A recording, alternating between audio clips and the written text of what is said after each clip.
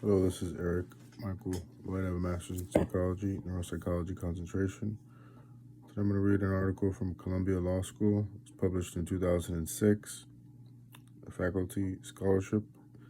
It's written by Jeffrey Fagan, Columbia Law School, Franklin Zimring, University of California at Berkeley, and Amanda Geller, Columbia University. The title is Capital Punishment and Capital Murder: Market Share and the Deterrent Effects of the Death Penalty. It's published again in 2006.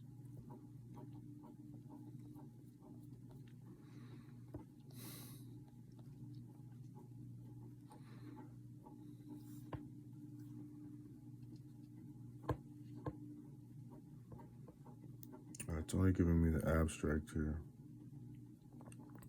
What I'll do is I'll have the abstract here, and I'll also read the end if I can find it.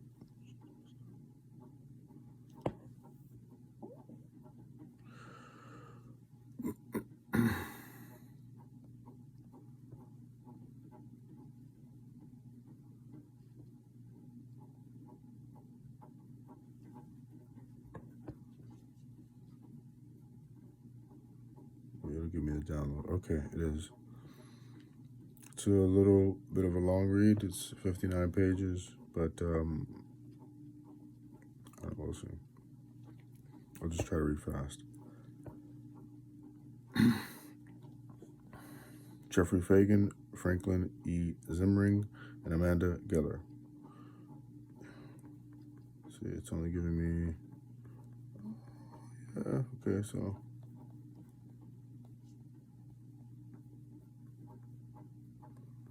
Introduction.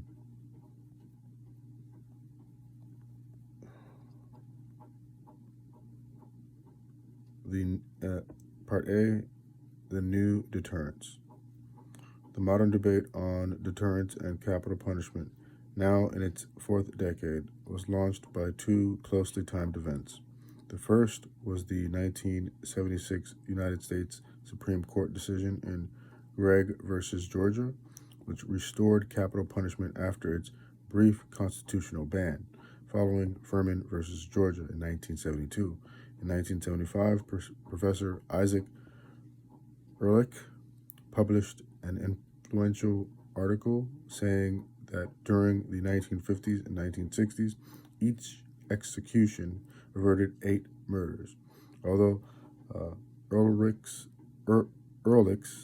article was a highly technical study prepared for an audience of economists, its influence went well beyond the economics profession. Ehrlich's work was cited favorably in Gregg and later was cited in an amicus brief filed by the U.S. Solicitor General in Fowler versus North Carolina.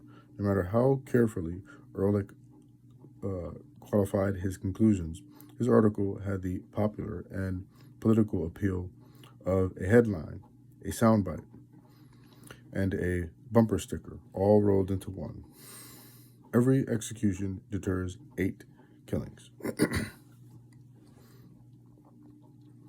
Reaction was immediate.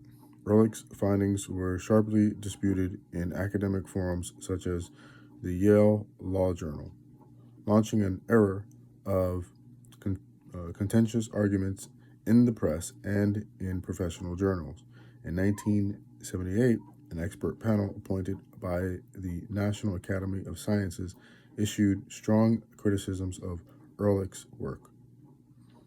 Over the next 2 decades, economists and other social scientists attempted, mostly without success, to replicate Ehrlich's results using different data, alternative statistical methods, and other design modifications that tried to address glaring errors in Ehrlich's techniques and data.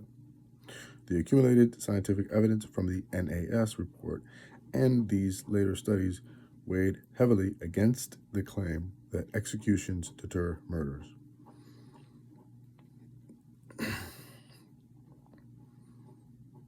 The debate both revived and shifted within the past decade. Since 19 1996, more than a dozen studies have been published claiming that each execution can prevent anywhere from 3 to 32 homicides. The new deterrence studies analyze data that span a 20-year period since the resumption of executions following the United States Supreme Court decisions in Furman and Gregg. The claims of these new studies are far bolder than the original wave of studies by Professor Ehrlich and his students. Some claim that pardons,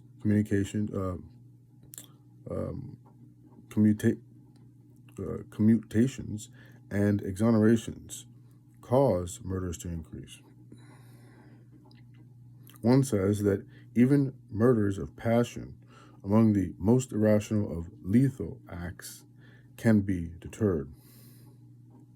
In short, these studies suggest that the deterrent effects of capital punishment apparently are limitless, leading some proponents to offer execution as a cure-all for all types of murder. Both legal scholars and social scientists have transformed this new social science evidence into calls for more executions that they claim will save lives, and new rules that will remove procedural roadblocks and hasten executions. Others challenge the scientific credibility of these new studies and warn about the moral hazards and practical risks of capital punishment. Obviously, the stakes are high in this latest round of the recurring debate on deterrence. We think the new results are wrong for a simple reason. The measures of homicide used in the new deterrence studies are overly broad. By studying whether punishments affect all homicides, these studies fail to identify a more plausible target of deterrence, namely those homicides that are punishable by death. Broadening the target of search for deterrent effects, these studies have overestimated not just the number of lives saved by deterrence, but whether any murders are averted by the threat of execution. In this study, we find no evidence of deterrence when the effects of execution are estimated for the subset of homicides that are most directly affected by execution.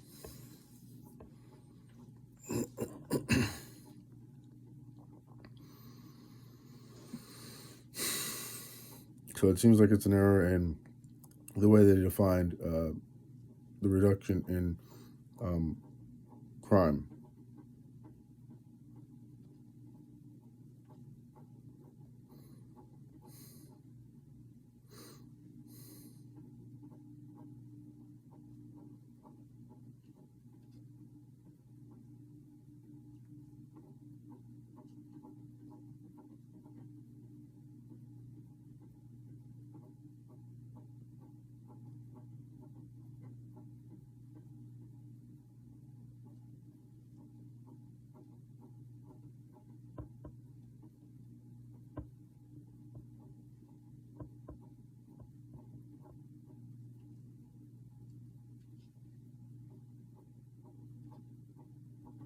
So only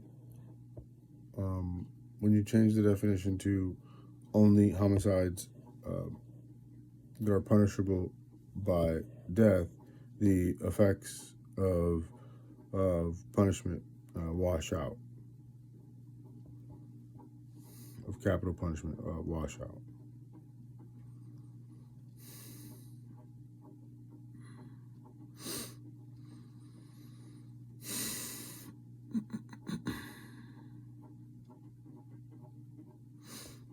Errors in aggregation. The question of whether the threat or actuality of execution adds to the deterrent effect on homicide produced by lengthy imprisonment alone has been the subject of statistical debate for more than a century.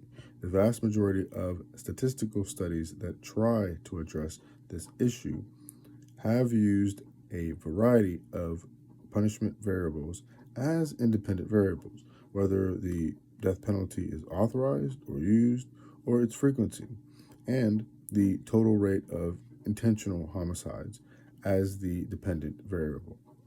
The use of total intentional homicide has always been an aggregation error in the deterrence debate in the United States. Under common law, only the top grade of murder was ever eligible for the death penalty.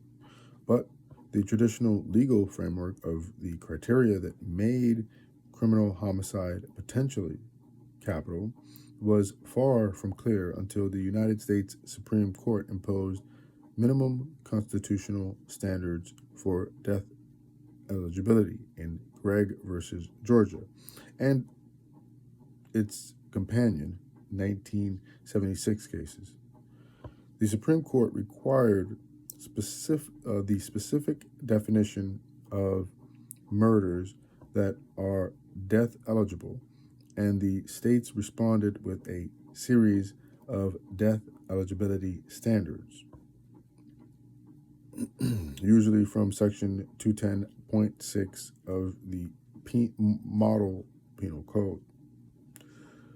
Yet, most of the new deterrence studies have estimated the effects of executions on total homicides. This makes little sense either jurisprudentially or as a matter of behavioral science. Since Gregg, the statutory description of death eligible murders has been a constitutional requirement for state and federal criminal codes. So it's like, why study the effects on whether a state is implementing capital punishment or not, and the effects on ineligible murderers. So there are murders that are eligible for the death penalty, and there are murders that are not eligible. And why study the effects on non-eligible murders if you're really intending to study the effects to see if capital punishment works to deter murder? But it would be that specific type of murder for which it is punishing.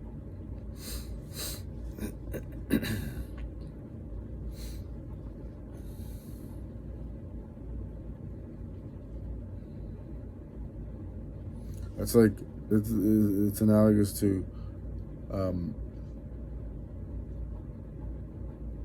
does chopping someone's hand off for grand larceny affect children taking candy from a candy store? No, you would study the effects of does chopping someone's hand off for grand larceny, I'm not saying to do that, reduce the rates of grand larceny. You wouldn't expect it to, reasonably speaking, to affect the rates of kids taking candy from a candy store. Yet most of the new, I think I read that already.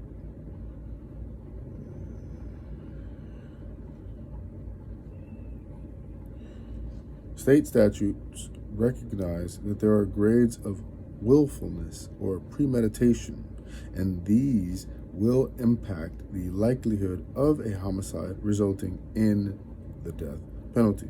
Similarly, there are some homicides, such as killings of police or children, that evoke strong normative responses from legislatures, which in turn are expressed in particular sections of the capital statutes creating eligibility for the death penalty for such crimes. Jurisprudentially, the idea that death is different has guided states to craft death penalty statutes that reserve execution for offenders who not only meet capital eligibility requirements, but whose culpability rises to a threshold that matches the severity of a death sentence. Social science research on homicide also has distinguished among types of murders and murderers. These studies suggest that the capacity for rational action among offenders is it often is doubtful, as they are prone to hyper discounting of risk and inflation of the immediate value of their actions.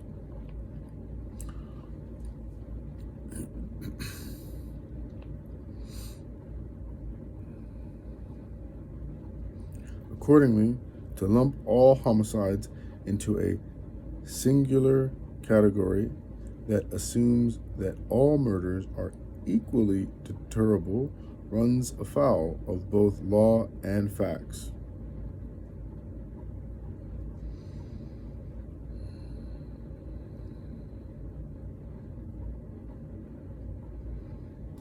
Despite these legal boundaries on which homicides are death eligible, nearly all studies have examined the effects of capital punishment on total homicides. Only 3 studies have examined the effects of execution on an index of murders that are eligible for the death penalty, and none have identified a deterrent effect on capital murders. Professor Robert H. Dan examined capital homicides, those eligible for the death penalty, in Philadelphia in the 60 days before and after each of 5 highly publicized executions that took place between 1929 and 1932. He found no evidence of a change in capital homicide rates, nor in other homicide rates. Professor Leonard Savitz replicated Dan's research design for the period from 1944 to 1947, examining capital eligible homicides in the 8 weeks before and after 4 highly publicized death sentences. Like Dan, Savitz found no evidence of deterrence. More recently, Professors Ruth Peterson and William Bailey analyzed the effects of executions on rates of felony murder, defined as killings committed in the course of 6 specific felony crimes: rape, robbery, burglary, larceny, vehicle theft, and arson. They added another composite category that included murders committed in the course of non-felony crimes, including prostitution, narcotics violations, gambling, and a wide range of other felonies. Using time series analysis, they found no deterrent effects of executions on felony murders.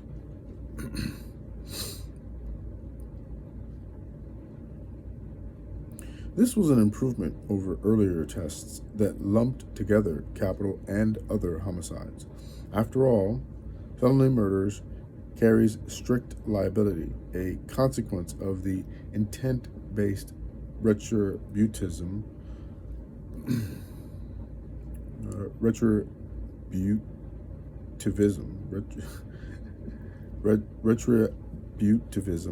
that guides most of the capital murder states in effect in 38 states today.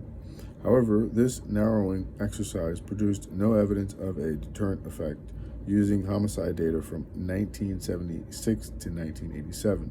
The most recent effort to disaggregate homicides was published by Professor Joanna Shepard, who used information about homicide circumstances and situations that is provided in police descriptions of homicides and made available through a public use data archive. Shepard reported that executions deter all types of murder, including crimes of passion that so often are considered to be irrational and spontaneous acts that are beyond the rational reach of execution threats.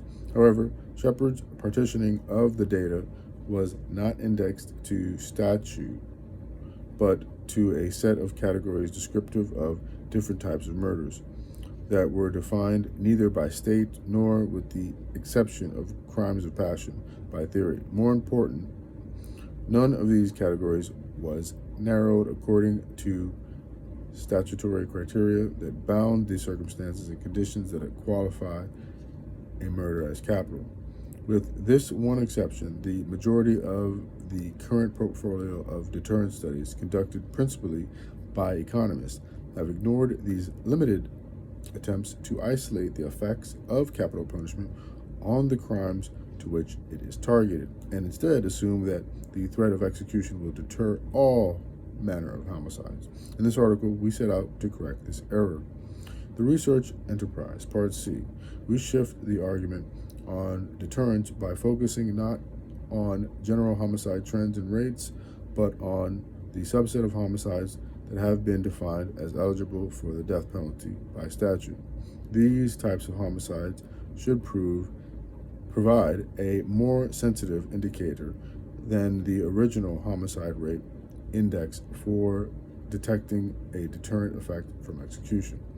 We use the Public Use Data Archive based on police descriptions of homicides from 1976 to 2003 to construct rates of potentially death-eligible killings. While death-eligible cases are a much larger fraction of total homicides than cases that produce death sentences, the types of killing that are eligible for the capital sanction are less than 25% of total criminal homicides, as will be seen in Table 1 and Figure 1. Once potentially capital killings have been isolated, our research strategy is to probe for distinctive movements in death-eligible killings in death penalty states to show whether the prospect of execution is influencing homicide rather than the many other factors that vary over time to produce fluctuations in homicide rates. The study uses the variation in non-death eligible killings as a natural control for temporal influences. We hypothesized that variations in the administration of the death penalty should produce increases and decreases in death-eligible killings that are distinct from changes in non-death eligible killings. Such specific patterns that are the distinctive fingerprint of the death penalty effect. This strategy was first used in a study of 3 strikes and you're out laws, which greatly increased the penalties for 2 classes of persons with prior records who had previously been responsible for about 1/8 of California felony arrests. The test of deterrent impact in that study was to see if the proportionate share of persons in the 2 special penalty categories declined after the effective date of the new legislation. The study found that the proportion of defendants eligible for 3rd strikes in the post-law arrest pool declined 19%, indicating marginal deterrence. But that was the proportion of 2nd strike eligible defendants, but that the proportion of 2nd strike eligible defendants did not change, indicating no additional deterrence for this group. In the current study, any increase in execution risk should reduce the proportion of killings that are potentially death eligible, if it is the change in death risk that is operating net of other factors that may be influencing the rates of both capital eligible and other homicides. It is only for capital eligible killings that the threat has any reality. If the risk of its execution goes down, then the proportion of death eligible killings in death penalty states should increase because the force of the death threat has weakened. The shorthand method for measuring these specific effects is to determine the market share of cases that would be death eligible both over time and between states at various time points. There are 3 different market share comparisons that test deterrence. In death penalty states, the market share of death-eligible cases should go down when execution risk increases and should go up when execution risk decreases. Cross-sectionally, the market share of death-eligible cases should be larger in states without a death penalty, no marginal deterrent of capital threat, than in the states with a death penalty. As execution risk increases, the market share of death eligible cases should shrink in death penalty states, but not in states without the death penalty. In sum, the comparison of death eligible versus non eligible homicides becomes the preferred method of choosing between execution effects and other temporal factors. We begin with an analysis of the market share of capital homicides in the context of homicide trends from 1976 to 2003 in all death penalty states and compare patterns in those states with non-death penalty jurisdictions. Then we add a detailed analysis of trends in the state of Texas and in Houston, its largest city. We place special emphasis on Texas and Houston for two reasons. That state and that city have been the dominant users of executions in the modern era, with Texas accounting for more than 1/3 of all executions in the first quarter century after executions resumed through 2006. The second reason for a special Texas focus is that recent social science analysis of general homicide patterns has shown that the evidence of execution impact on total homicide can be dismissed for U.S. death states and other than Texas. Indeed, much of the deterrent effect observed in the new deterrent studies is leveraged by the influence of Texas and within Texas. The effects are concentrated in and leveraged by the patterns in Harris County. If executions show a distinctive impact on death-eligible killings anywhere, Texas should be the place. Given the high rate of executions in Texas, the case for impact of the death penalty on capital-eligible homicide over time cannot be so easily dismissed for Texas. Firstly, we use panel data methods to estimate a series of regression models to identify the effects of capital punishment on the rate of capital-eligible homicides. We adjust the estimates for the level of non-capital homicides in each state over time to control for variations from state to state in the base rates of homicide. This strategy allows us to examine whether the changes in non-capital homicide rate are simultaneously influencing the rate of capital homicides. We include two measures of capital punishment: the existence of a death penalty statute in each state for each year in the panel, and then the number of death sentences and executions that took place in the state in the preceding year and the preceding 2 years. We scale both the number of capital eligible homicides and other homicides to each state's population to ensure that any deterrent effects from execution are weighed proportionally to the state's population.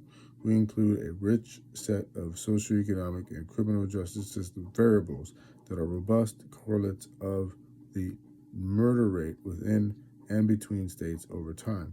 These correlates and predictors of homicide have been validated extensively in research across cities and states over the past 3 decades.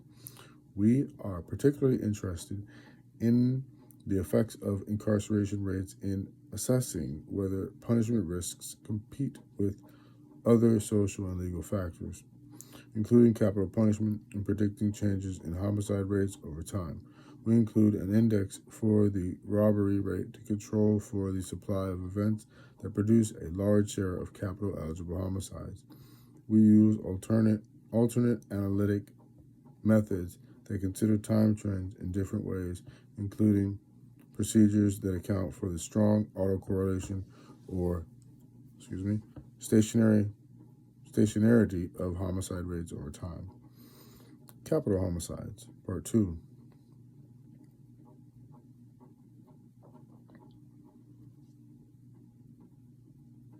A. The rules and grammar of capital murder. One of Furman's legacies is the development within death penalty states of statutory language defining which homicides are eligible for capital punishment.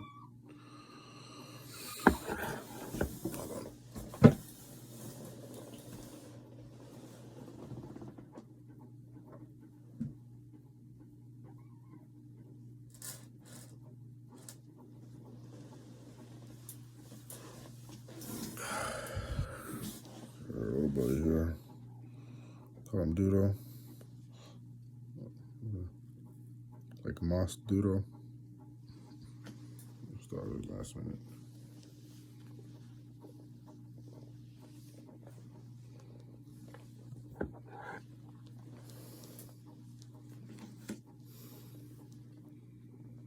He's recovering from a little incident with a pet he met in his yard. But he'll do all right. Do all right, Doodle. One of Furman's legacies is the development within death penalty states of statutory language defining which homicides are eligible for capital punishment. I have to line these off here. As Professors Jonathan Simon and Christina Spaulding comment, these elements of homicide provide a currency through which states seek to recognize various concerns and valorize certain kinds of subjects and situations, designed to eliminate the arbitrariness in death sentencing that underscored death penalty statutes and prosecutorial practices before Furman. Prosecutorial practices before Furman, the new statutes were designed to tighten and rationalize the justification for the execution of certain murderers and the exemption of others from death. The elements that informed most states were derived from the model penal code factors, plus a few additional factors that legislators included at the time that each state drafted its initial post-Furman law. Simon and Spaulding characterized the ritual addition each year of new aggravating factors to capital states as akin to state legislatures hanging Christmas ornaments.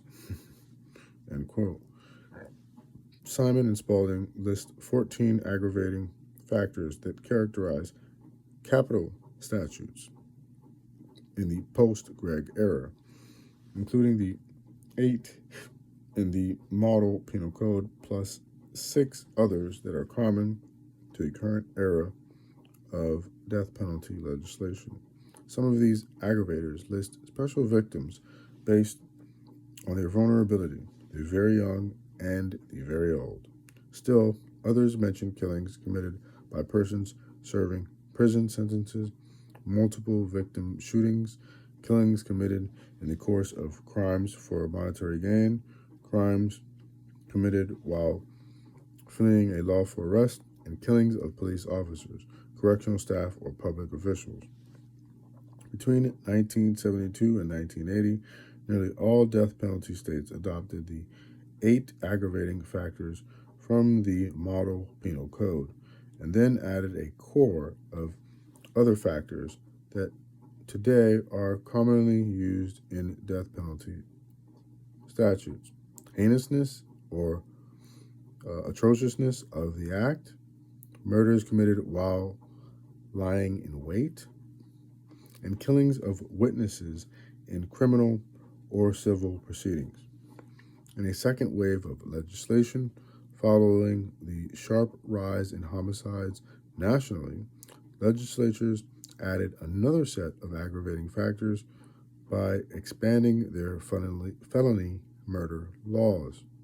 These statutes listed special circumstances such as drug deals, gang drive-by shootings, and murders or other crimes committed with automatic weapons. For over a decade, Beginning in the 1980s, these crimes captured the popular imagination and animated the political rhetoric and legislative response to the nation's worsening crime problems. These laws on the books provide one component of the logic that we use to define capital eligible homicides. The contrasting component was the law in action. Beyond the current debate on proportionality is a larger question about who exactly is on death row and the extent to which these persons are a mirror of the selection process that create pools of death eligible defendants from among persons arrested for murder.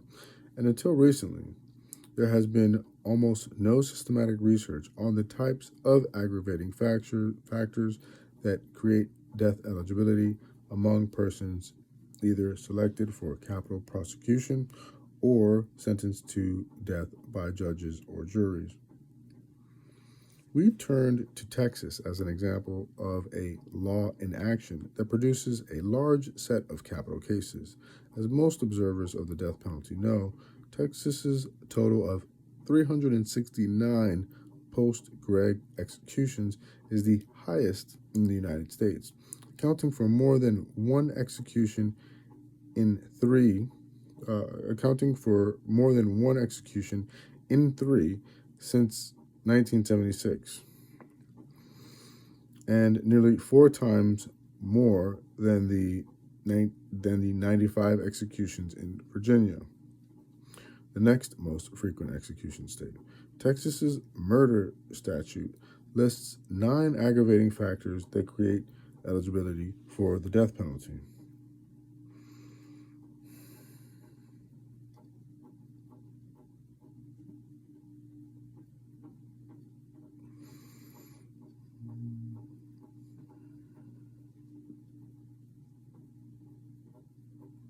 Okay.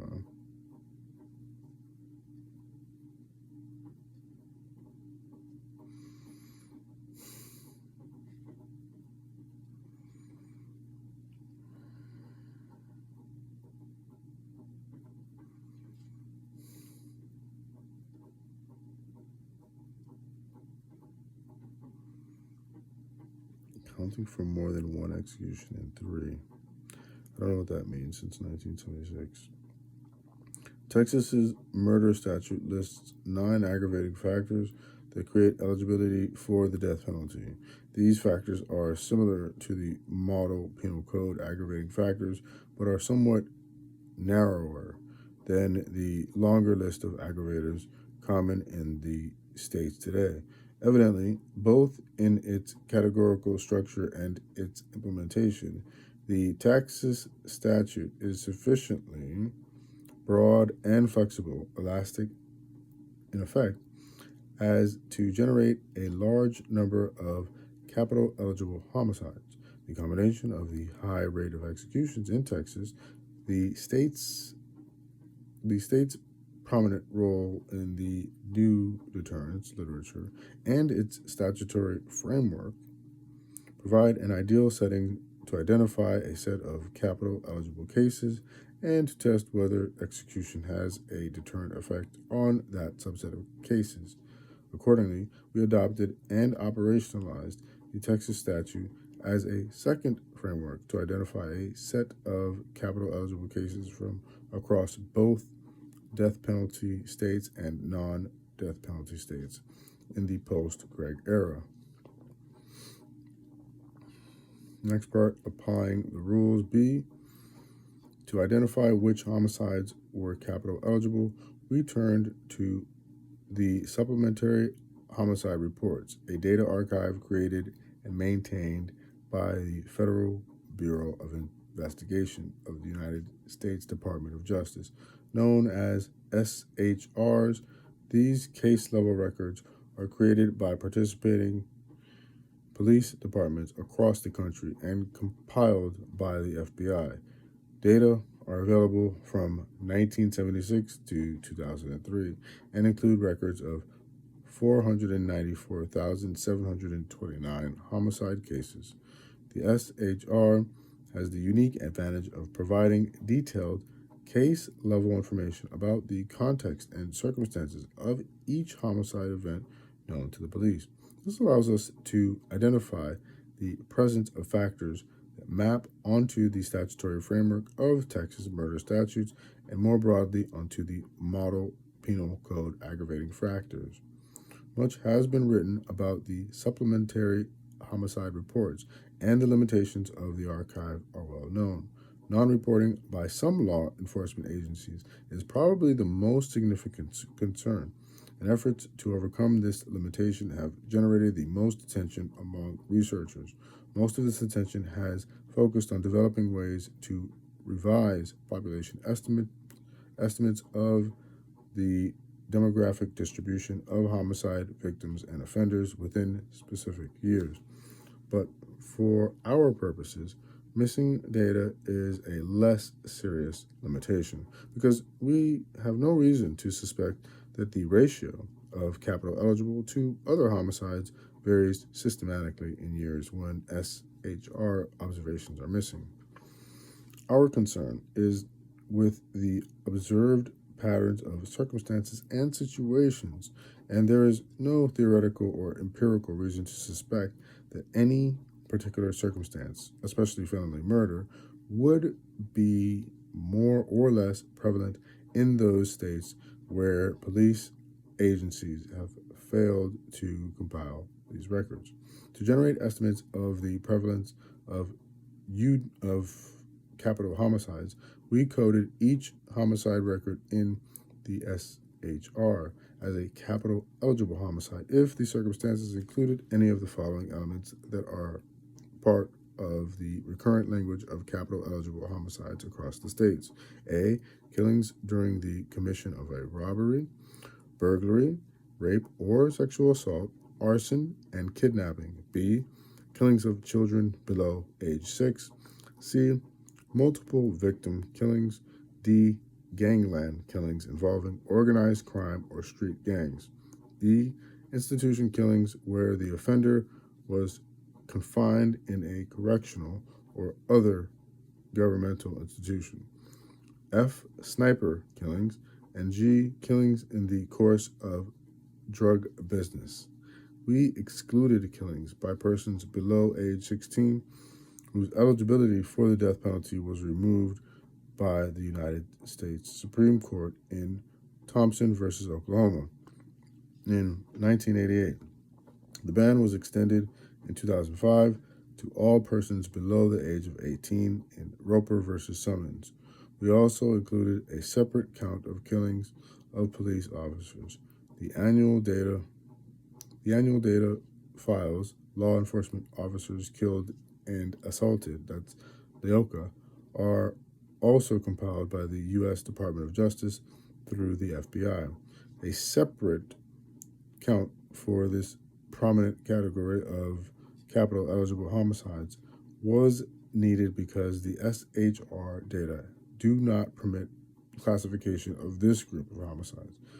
These totals were compiled for both death penalty and non-death penalty states from 1976 to 2003. Figure 1 and Table 1 show the types of killings and their relative frequency.